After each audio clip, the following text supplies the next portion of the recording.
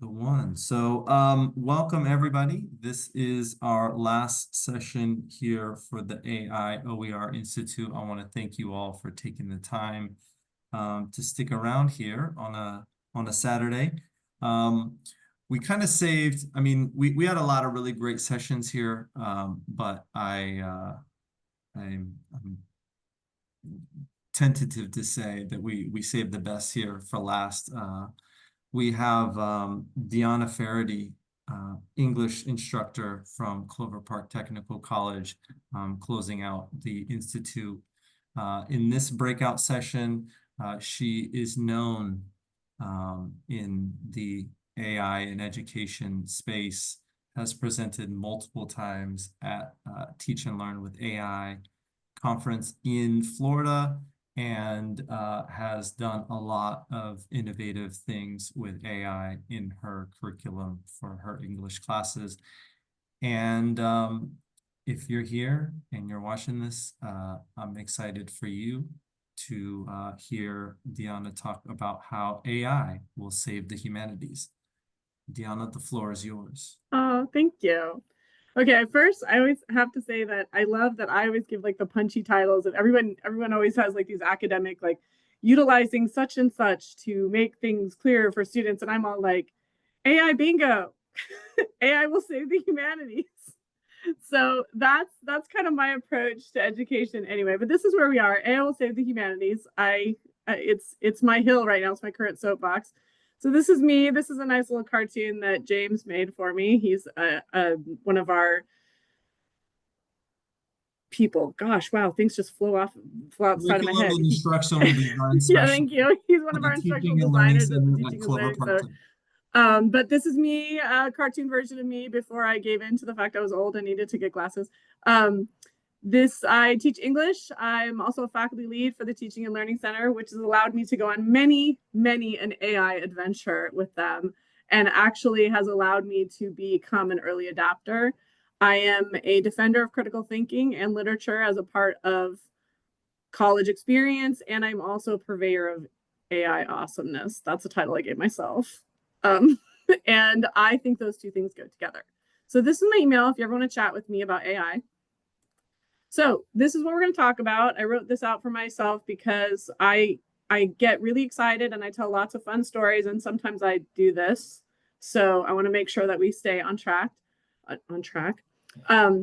first thing I want to talk about is I want to lay out why I believe the humanities are struggling for respect, and why data is taking over, or how I see data taking over, and basically how we can inspire the curiosity of our students while utilizing AI to create a redemption arc for ourselves.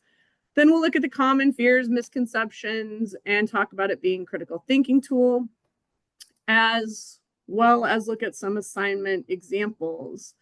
And at the end, toward the end of the presentation, I want to walk you through what I do in my classes to utilize AI specifically as a critical thinking aid.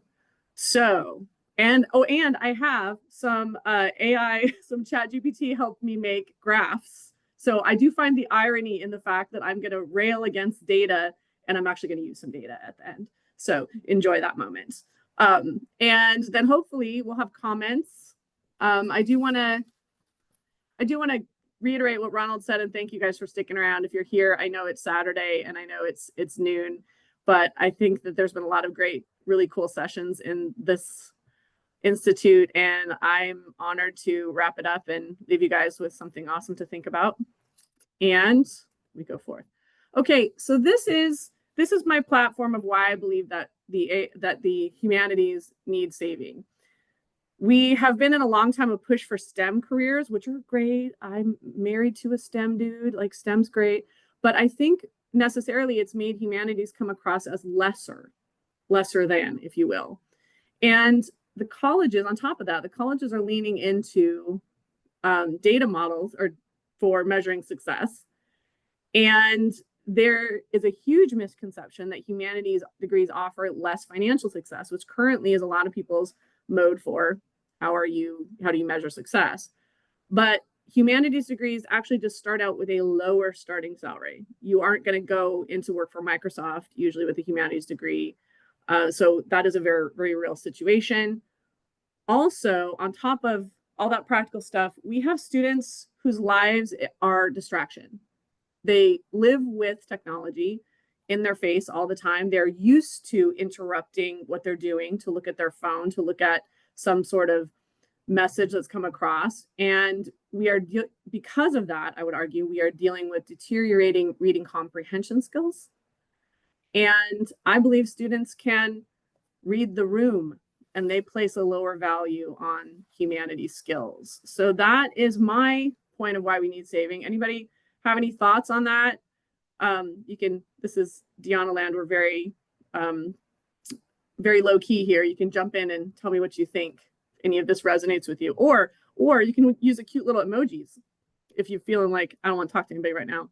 So you can give me like hearts or frowny faces. Ooh, I'll take a thumbs up. Although, you know, some people find that offensive. I don't. But apparently thumbs up is controversial. Did you know that?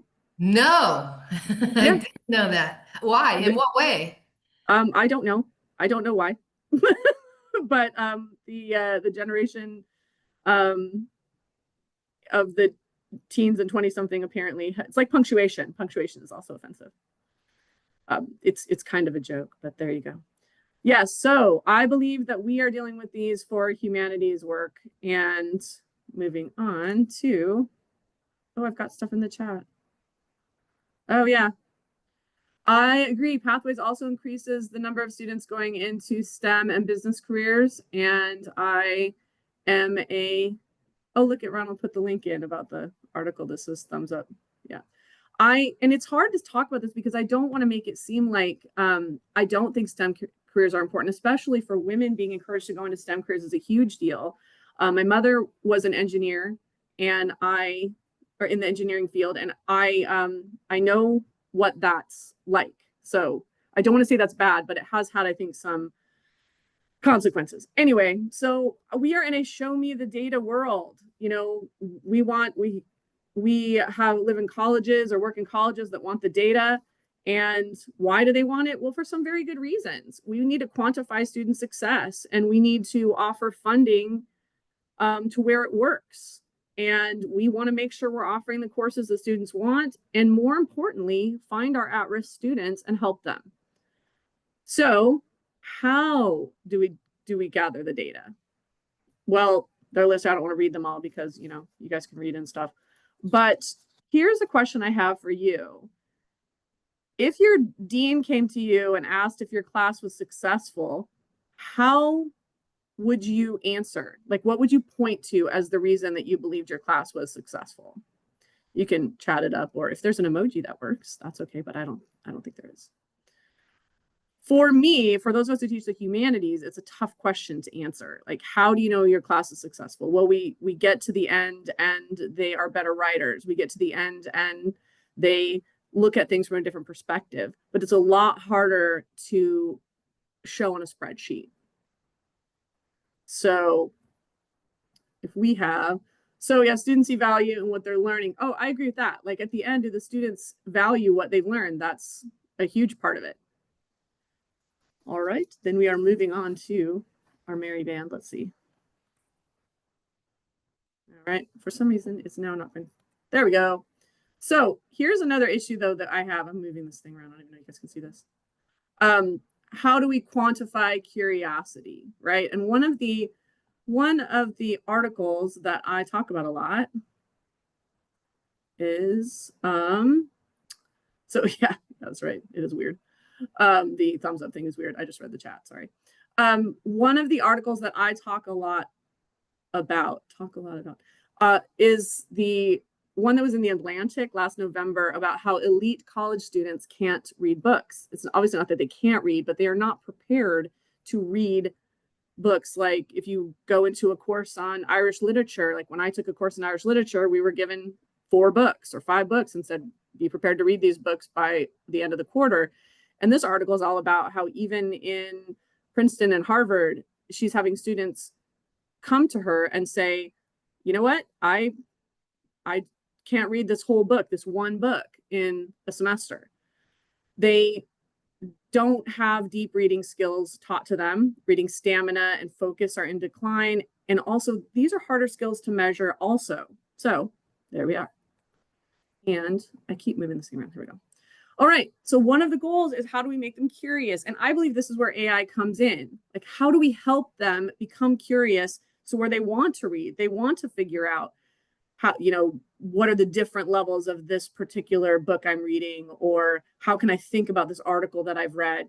We want them to want it. And I think one thing we learn about AI and about any education tool is it's not just about helping them, it's about how do we make them want to learn, right? Not just getting them to the end of the goal for the class is write this paper, but we want them to want to do it.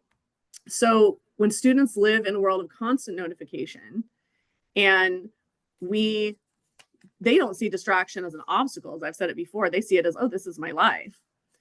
One of the ways I often give away my age or date myself, I should say, is I tell my students that when I first started teaching, I would walk into a classroom and it would just be alive with conversation, and it would be so loud. And I would have to tell everybody, hey, you guys, focus, we're going to start work now. Everybody's quit talking to your friend and look at me.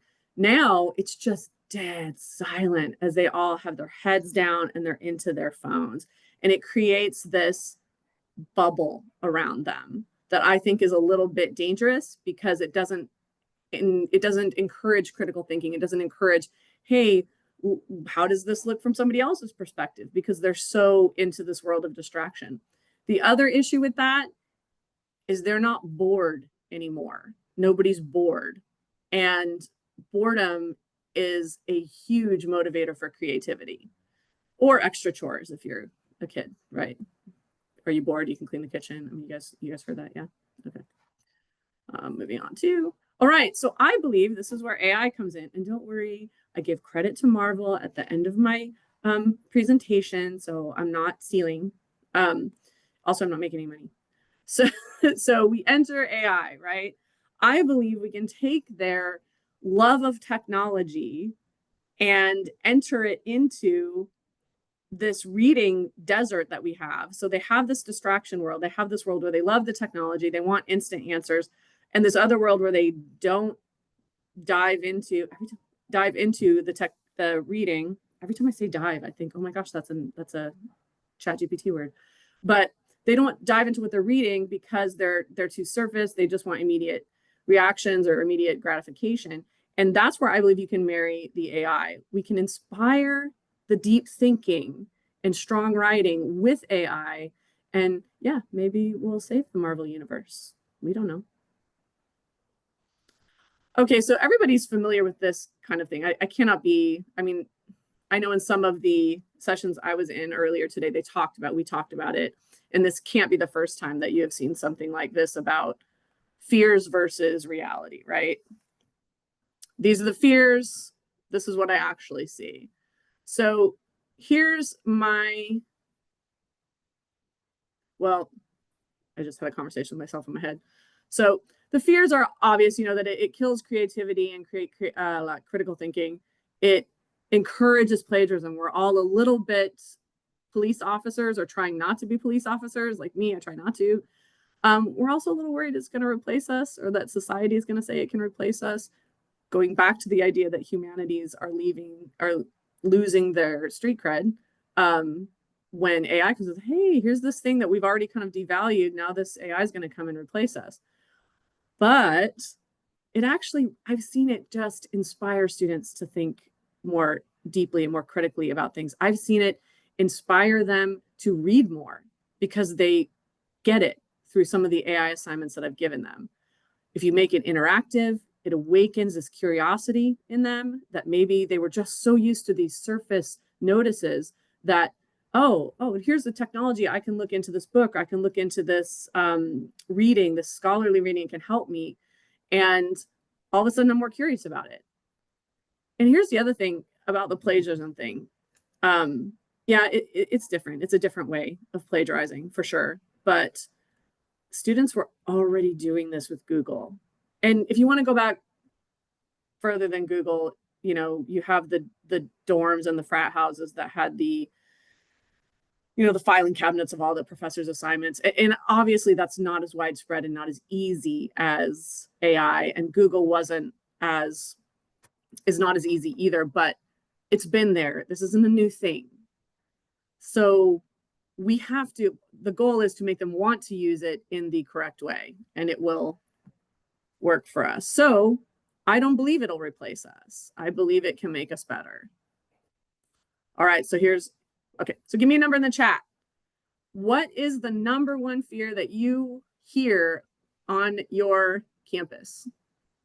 That is a fear of AI, that it kills creativity, that it does the thinking for the students. If you're worried about lack of critical thinking, that it encourages plagiarism, that it will replace faculty, or something else, like it's going to overtake humanity or something. What do we have? We have, yeah, it kills creativity, encourages plagiarism, for sure.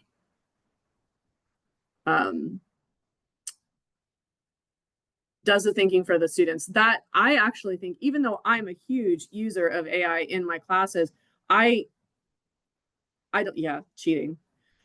Even though I'm a huge user of AI in my classes, I do absolutely believe that it's a tightrope you have to walk. I think that you need to use the AI in a way that inspires them, understand that they might be drawn to cheat with it, to use that word, and help and show them the way to use it better.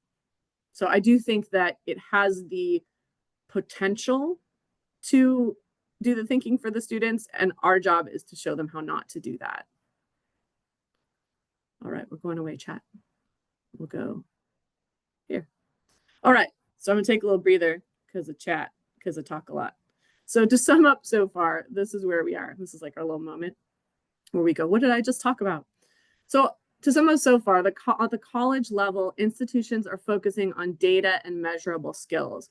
And there are a lot of reasons for that we went over, not the least of which is also data collection has gotten so much better from what it used to be. But yes, we love the data collection. The student level, curiosity is waning. We are losing that battle, and there's a way that we can use AI to help us win the battle again. I'm surreptitiously moving papers around, don't notice. And AI can help us cultivate students' questioning and what I call feed the data beast, which means if we teach the students to use AI, AI is a measurable skill that we can then show, hey, look what I'm doing in my class. I'm teaching them prompting. I'm teaching them how to use AI to make them better writers, not just copy paste AI users. This is something that we can measure. All right, so with any luck, my QR code is still working. It worked for me, but you never know. This is about teaching prompting, and I'm going to give a shout out to the TLC, the Teaching and Learning Center, who's running this really great institute, because a lot of what I'm going to talk about now, I kind of heavily borrowed from them. But we need to teach prompting, and was a lot of prompting discussion today. And I was actually really intrigued by the keynote speaker, today's keynote speaker, who talked about how she didn't like the term prompt engineering because it was so exact. And I was like, huh, that's really interesting, because prompting, of course, is not as exact as engineering. But yeah, that was a really interesting way to think about it. What we need to do, though, is teach students how to prompt, because far too many people are treating ChatGPT and Google Gemini like Google, where they're just typing in what they want and having what they think they want, some general comment, and then having it spit out whatever the heck. But this should be, if it works, it should be a lesson I have from my English 102 class, where I walk them through how to use prompting to help them with an essay that I have. There's an assignment I have in English 102 that asks students to find a cause that they like, find a local charity, and investigate the local charity. And then the assignment is write a paper that not only explains the need for this charity, but why this charity is a good one. And this assignment, or this prompting assignment, helps them figure out how to use AI to help them do that. Obviously not write the paper for them, but help them investigate the charity a little bit more. So ideally that worked for you. You have to let me know if it didn't. All right, so here's a different assignment that I have, which I use for my English 101 students, and I'm going to get into more of a deep discussion about my English 101 as a case study at the end of this. But this is about the difference between Googling and prompting. And because of how especially ChatGPT and Google Gemini look, students just want to, hey, I'm just going to toss this in there.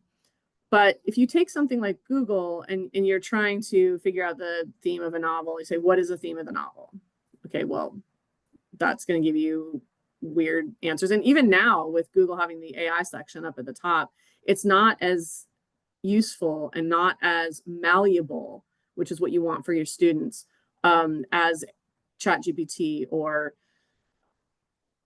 Claude. I use Claude sometimes just to introduce them to another one. I'm going to be honest and say, even though it's the one that our school sponsors, I'm not as familiar with Microsoft Copilot as I should be. But I have my students use all kinds of different AIs. Some of them really like to use the one that's embedded in Snapchat. I don't have Snapchat, but apparently it has an AI that you can use. But if you just use it in Google, you get super broad answers, even with the AI. But if you use AI, you can tweak it by giving it a role, explaining what you want, telling it the audience, the context of your query, and then do what's called the handoff, meaning asking the AI to do something. And we're going to get, I know that seemed really rushed, but we're going to look at that a little more in the next slide.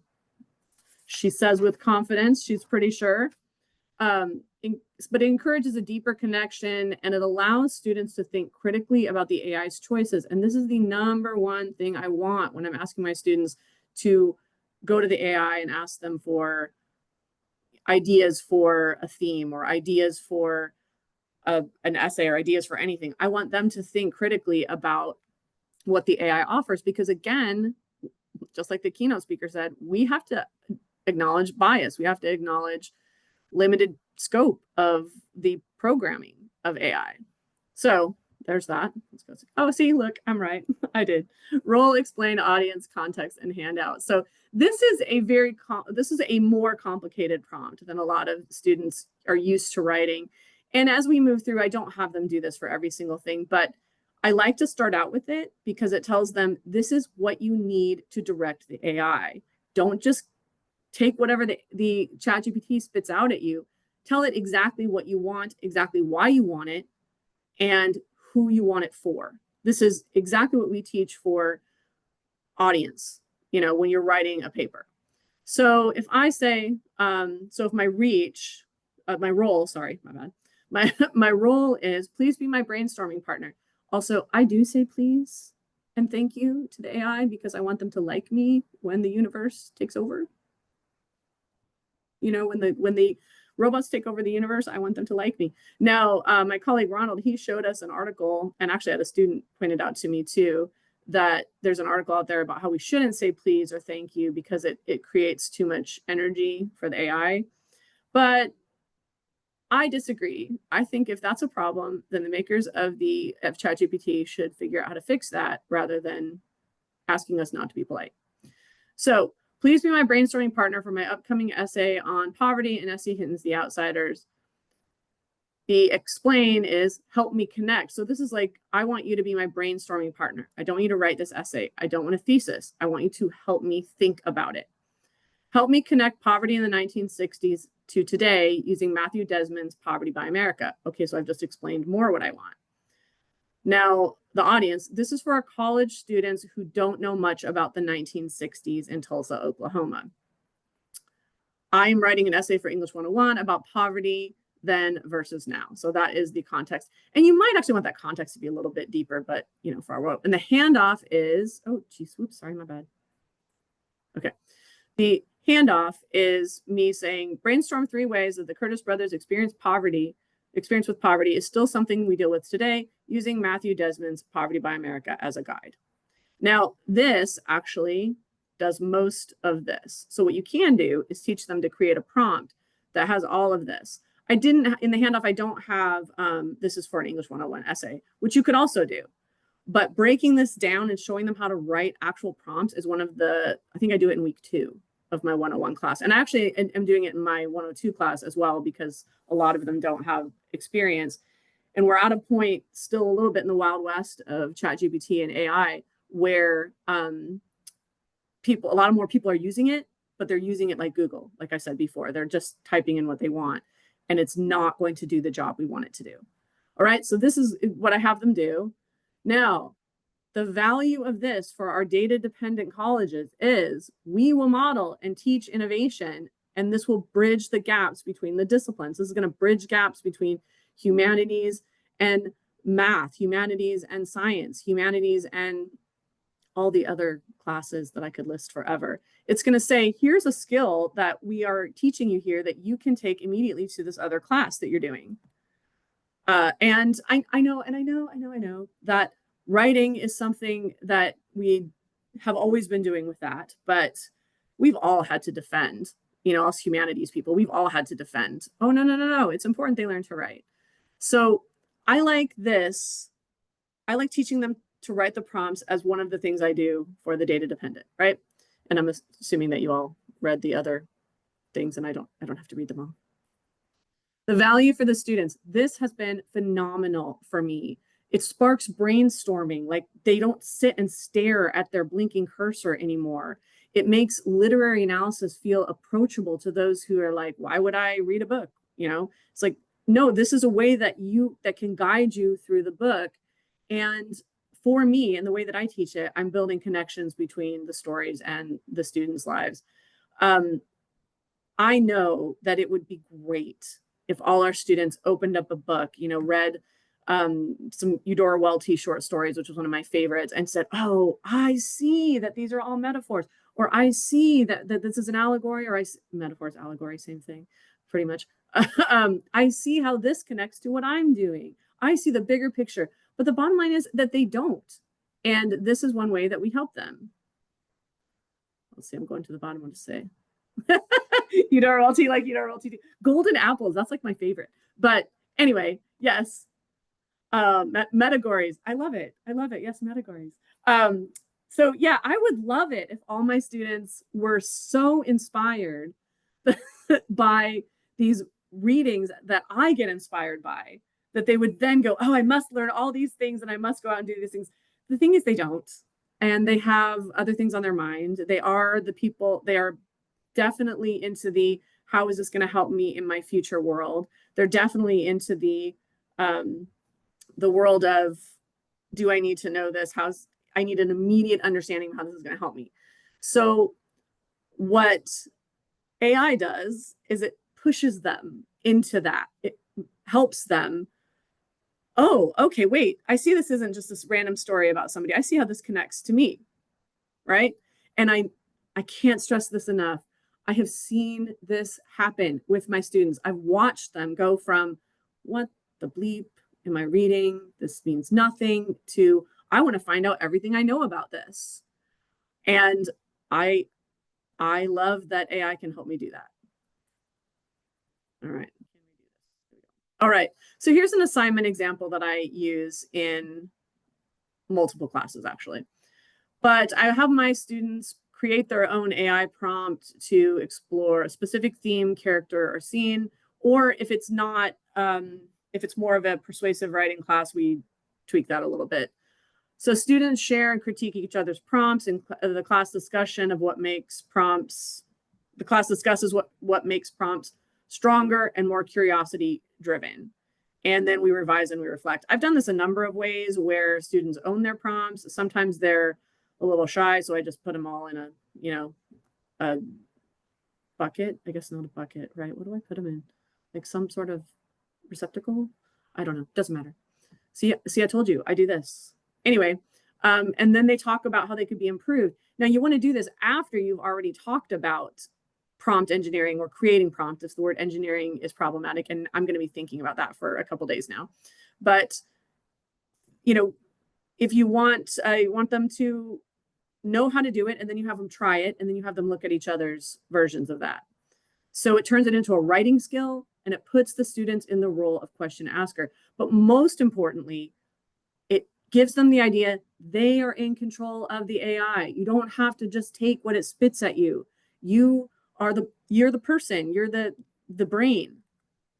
Another variation is that I randomly have students draw out a prompt out of a, it really is a bucket. I'm sorry. It's like sparkly. Anyway, I have them pull that out, and then they type in exactly what another student has written.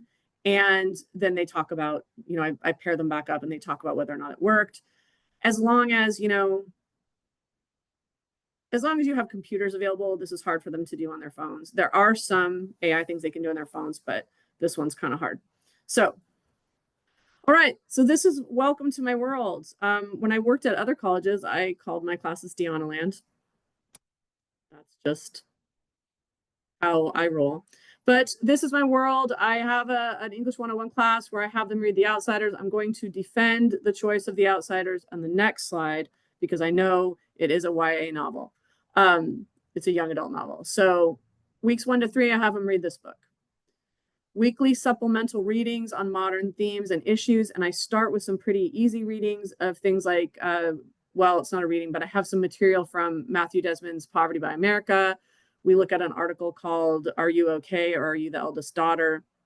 We look at a class division article, and then I push them in the end toward higher level reading of neurodivergence and the parentification of siblings. And then I add AI-driven activities linking the themes to the novel. So the goal here is to start them in a really, really comfortable place. This is a comfortable story. A lot of my students have read it. A lot of my students have not read it because they come from different walks of life, if you will. I have students who are first generation. I have students who are immigrants. I have a lot of returning students. I love, love, love the diversity in my classroom.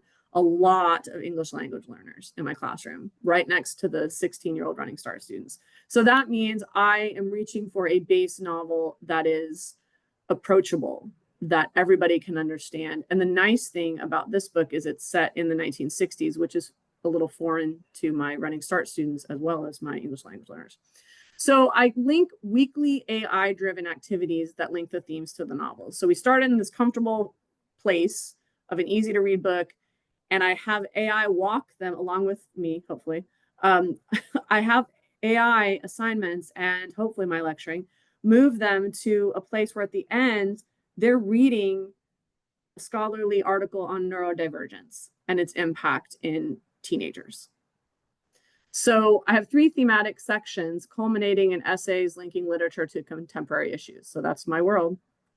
All right. Why The Outsiders? I know I get this because it's an easy to read book. It's 12 chapters. Most people read it in middle school, actually. And it really does work well with a diverse population. The deal is, for this book, it has so many relevant themes to modern day issues that I just listed. I also enjoy revisiting YA from an adult perspective. There are multiple adaptations of this film, not just the movie. There was also a short-lived series. I'm going to pop down to here. It's currently a musical, believe it or not, on Broadway that has a whole different perspective, and that musical has made the cast more ethnically diverse. So whereas the original book was written specifically about a town where everybody was poor, but they were all Caucasian, the musical has infused a different perspective just by changing the ethnicity of some of the characters. One of my favorite things about it, though, this is a super easy and inexpensive resource to access. You can get it. Most libraries have multiple copies. The bookstores have it. You can get it on Amazon. It's in Audible for like 99 cents. It's super, super easy to find. So yes, I often have the bookstore carry it for scholarship participants, who have a scholarship that will buy their books for them. But in general, I encourage my students to go to the library so they don't have to purchase, or to go to half-price books where it's going to be $5. This is a very easy text to get your hands on. Oh, and so I decided to use this book at the moment that I was watching the Macy's Thanksgiving Day Parade last year.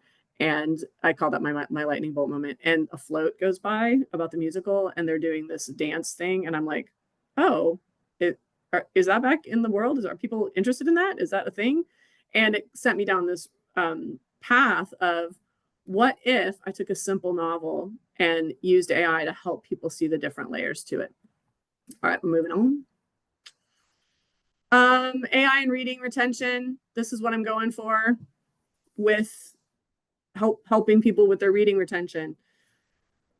I'm not really going to read all of it. I'm just going to say that the more that I give AI assignments that help them kind of take the layers off of this really simple book, the more engaged they become. I've had students tell me, oh, I didn't even like reading. I didn't even know reading was for me. And then they go in and they look for other books, either by this author or about this topic or about other topics that we've talked about. But yeah, and it connects literature and reading analysis to technology. Students who are reading a verse or humanities a verse, or who are, I'm here to check a box. When I bring technology into the room and I bring this, bring AI into the room, they're like, whoa, this is like something we can do with this. Very cool. I actually believe it simplifies and improves the success of my learning outcomes. That is my opinion. I don't have data on that. I do have some data on some other stuff. There we go. Okay, so here's an AI-driven, this is one of the assignments that I do. It's an AI-driven character interview. And I know that we've talked about, and I think she referenced it in the keynote, but I could be wrong about this. We've talked about, talking with the dead, where historical figures, they will have you have a chat with them on ChatGPT.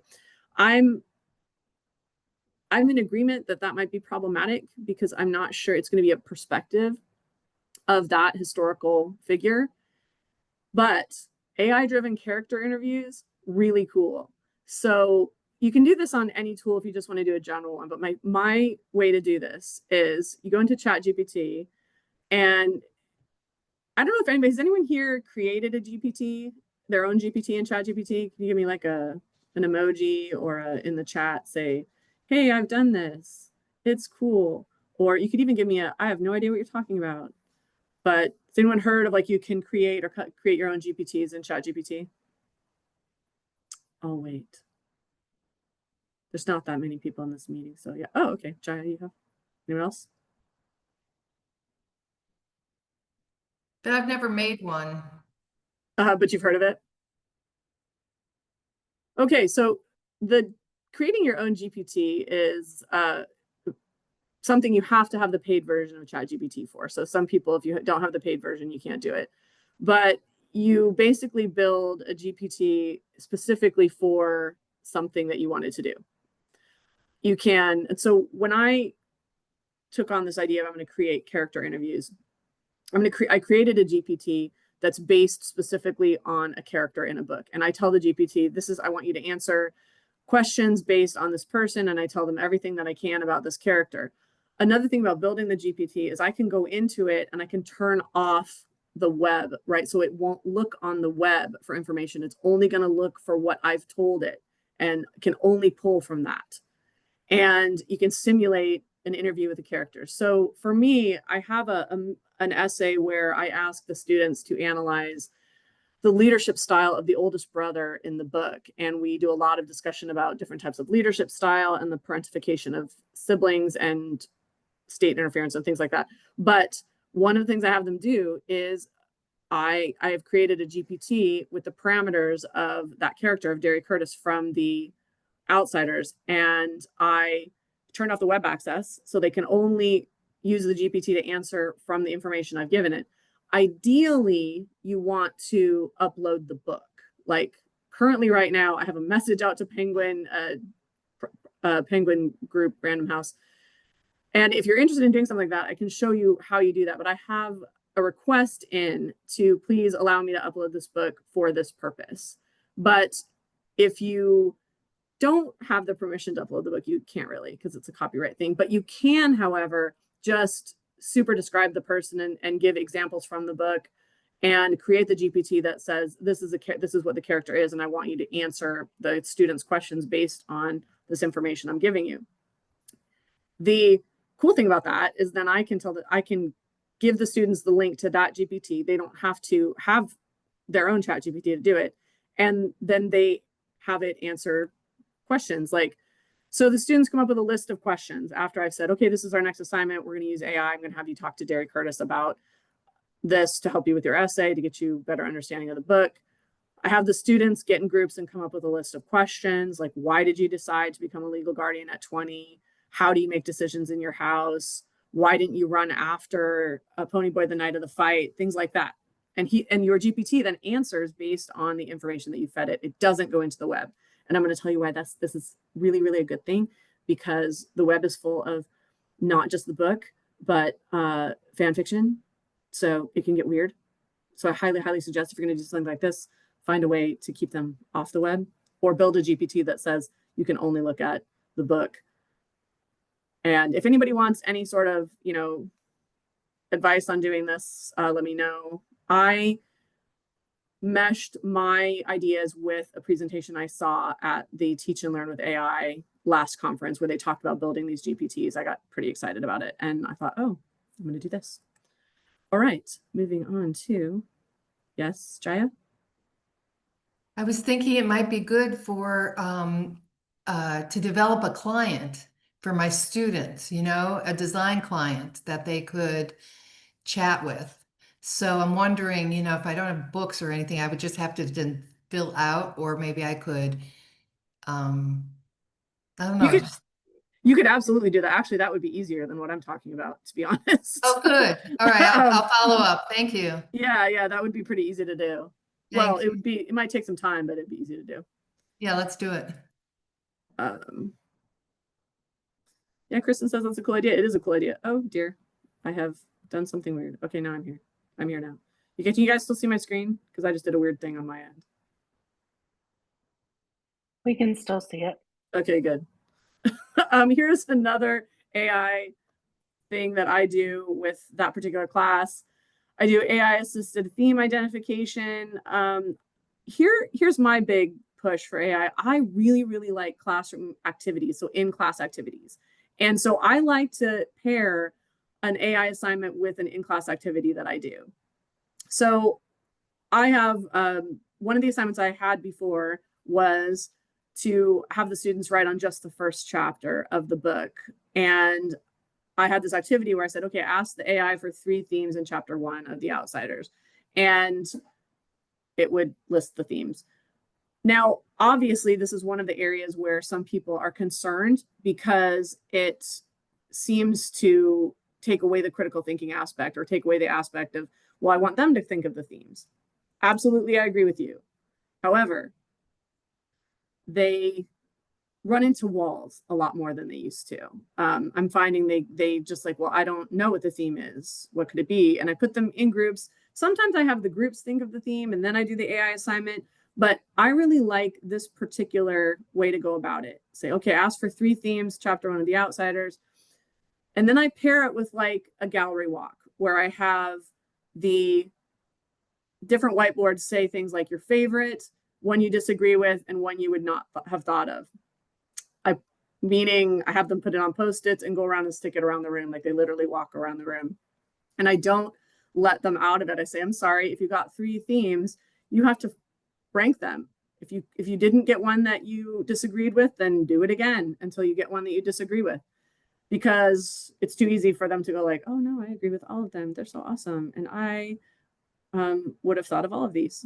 So it requires a little bit more push. The other thing is I do a group debate or discussion. Great thing to do is make them go into the text and find quotes to support it.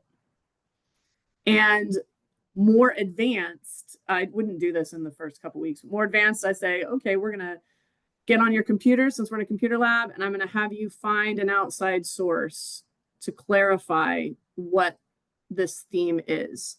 Not just that AI saw it in this book, but what is the theme? All right, upcoming super informal graphs.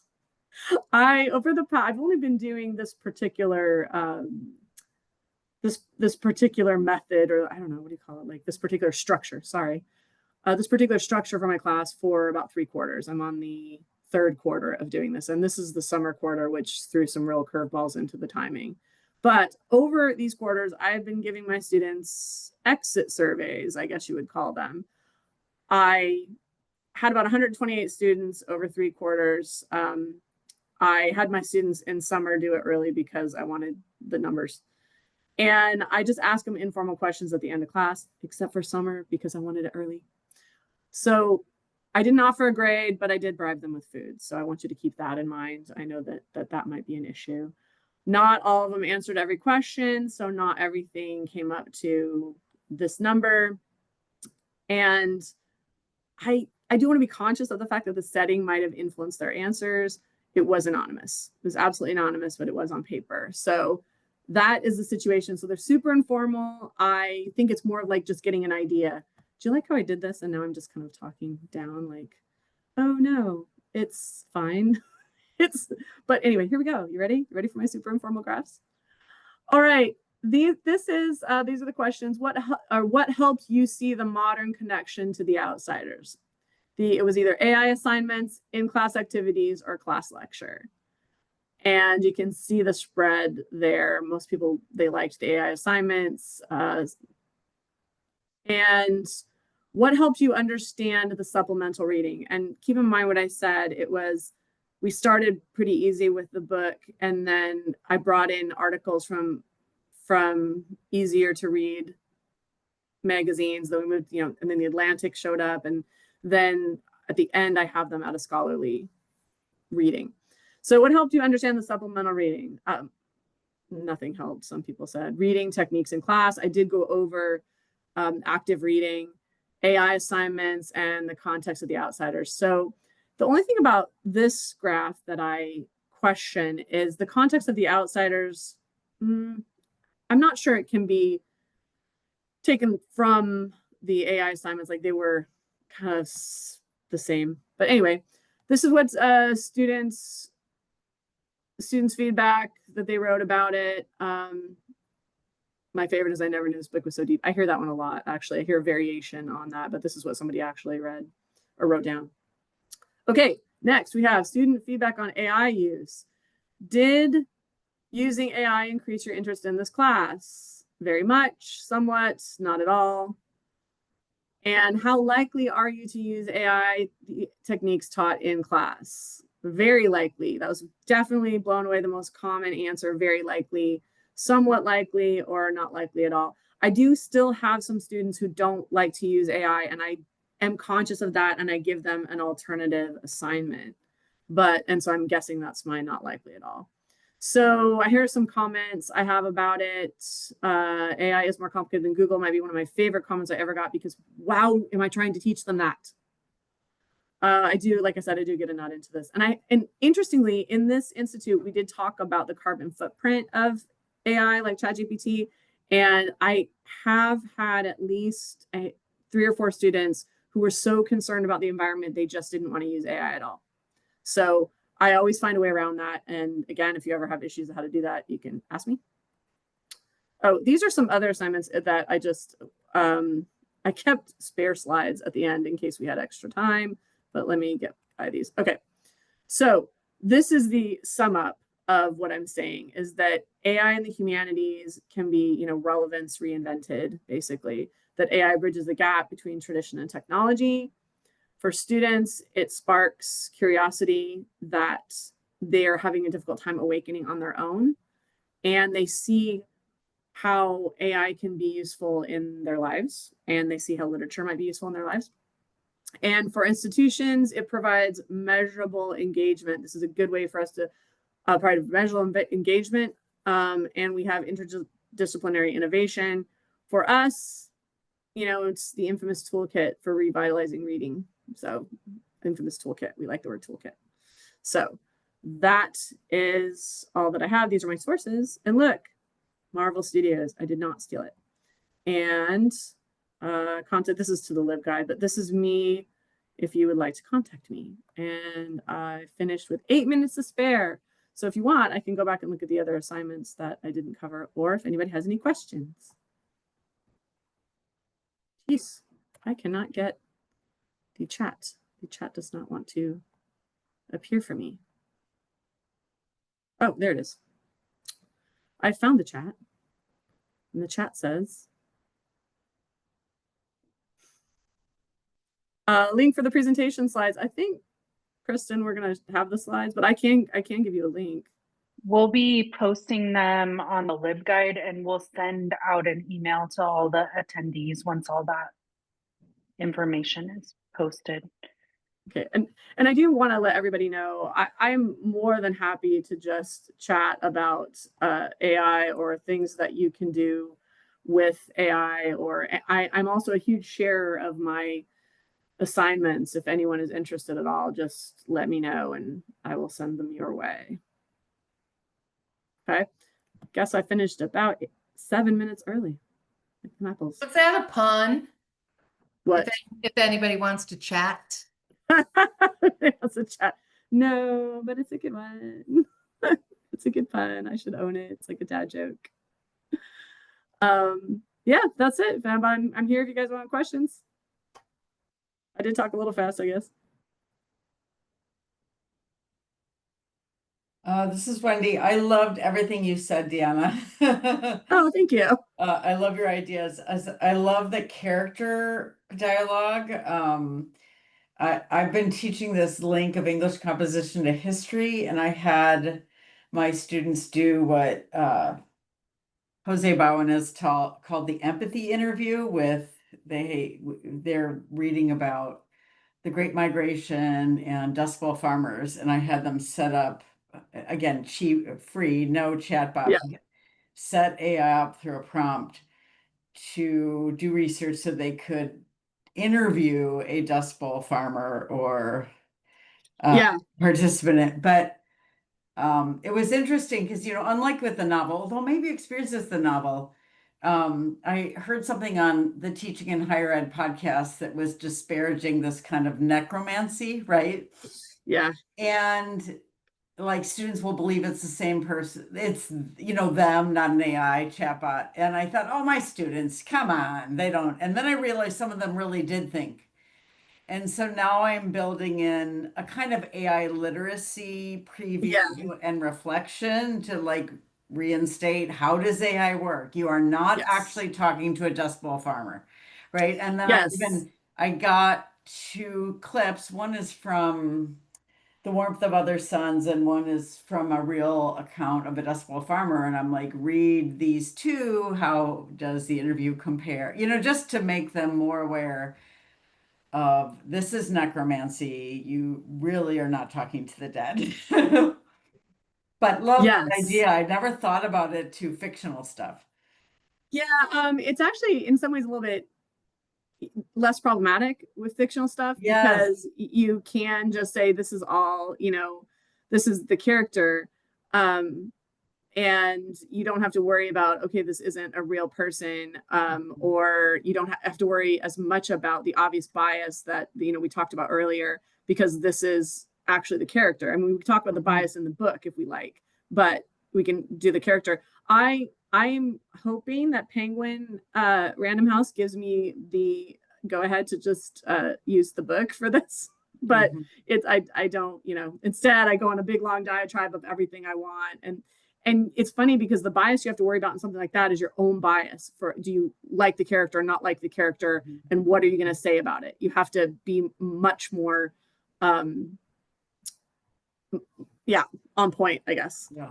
And Kristen, if you're still, can you put the LibGuide link in the chat for me if you're here? Because I guess the blue QR code isn't working. Yeah, just give me a second. Okay, cool. I also love your point about kind of if you have the benefit of teaching hybrid, part of it is face-to-face, and you can make them do something that you're sure they've done. I love that gallery walk idea, right? The gallery walks have been really, really successful with me. And one of my big concerns about teaching so much with AI was giving up the really cool in-class activities that I'd always had really creative in-class activities. And so I opted to figure out a way to pair them. And they work actually better with connecting them to in-class activities, in my opinion. But I'm teaching it online now. I've usually taught it hybrid, but I'm teaching it online for the first time. And that has made me rethink some things, but it's still doable. It's just different. Mm-hmm. I also record myself a lot. So Mm-hmm. my face, I just record my face.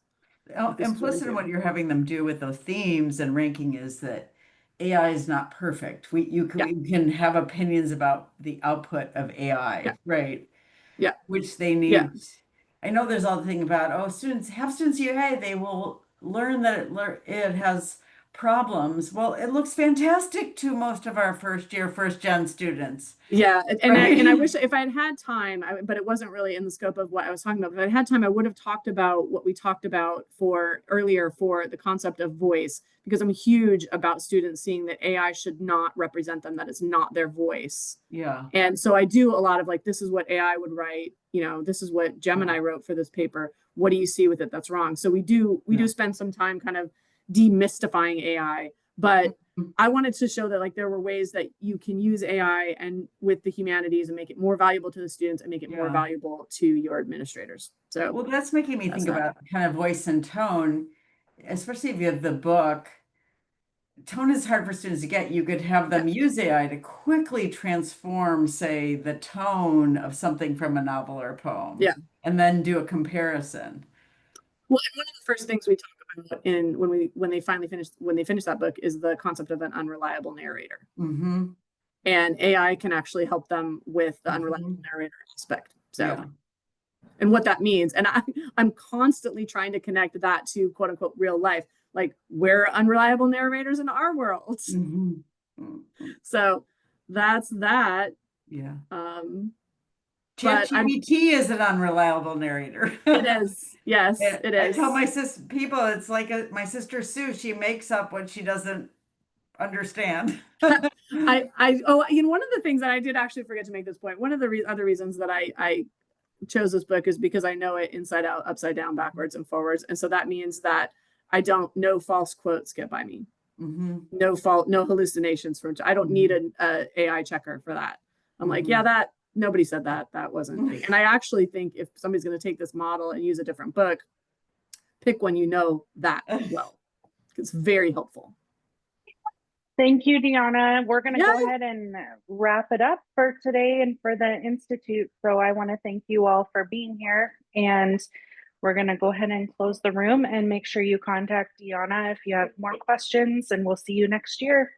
Okay. Thanks, everybody. Bye. Thanks, everybody, for coming. Thank you. I'll be in touch. Thank you.